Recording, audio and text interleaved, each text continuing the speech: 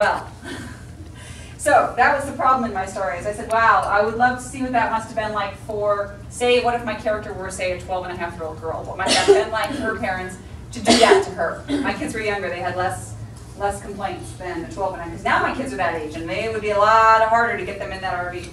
So I decided I was going to write about that. So I'll just read you a little bit of the beginning of this book, because it's very much about setting as seen through the eyes of my character Odette Zazowski, who does not want to go. Okay, this book comes out in March. It's not even out yet. It's the first time I've ever read from it. Okay, it's called Far From Fair, and I love the cover. Okay, the ugliest thing. This is the first chapter. It was the ugliest thing she had ever seen. Obnoxiously ugly, embarrassingly ugly, epically ugly, and it was sitting in her family's driveway. Actually, no. It was sitting in the Waldman's driveway, or at least what would shortly become the Waldman's driveway, when escrow closed in a few days and the house Odette Zazowski grew up in wouldn't be her house anymore. That thing would be her home. That run-down, beat-up, brown and brown RV that Mom and Dad had just pulled up in, honking what was intended to be a cheerful beep, but instead sounded like the mournful death cry of a desperate whale. Odette looked behind herself at the house, trying to ignore the sold banner splashed across the for sale sign stuck in the front lawn. She had never given the house much thought. It was just a house.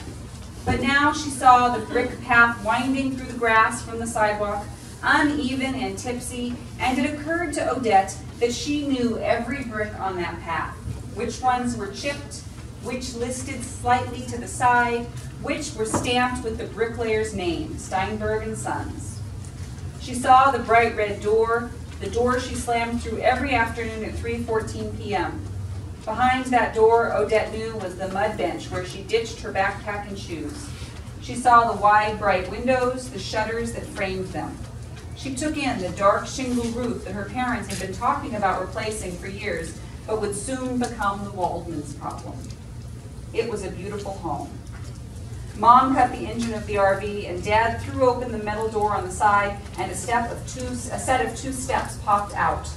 Rex stood next to Odette, rocking up onto the balls of his feet the way he did when he got excited.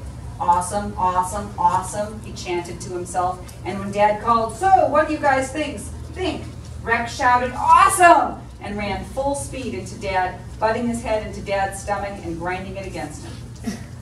Dad said, "Oof," and laughed, and Mom, coming out of the RV, said, "Careful, buddy," and then she asked Odette, "So, honey, what do you think?" But Odette was already heading back into the Waldman's house, slamming the red door shut behind her.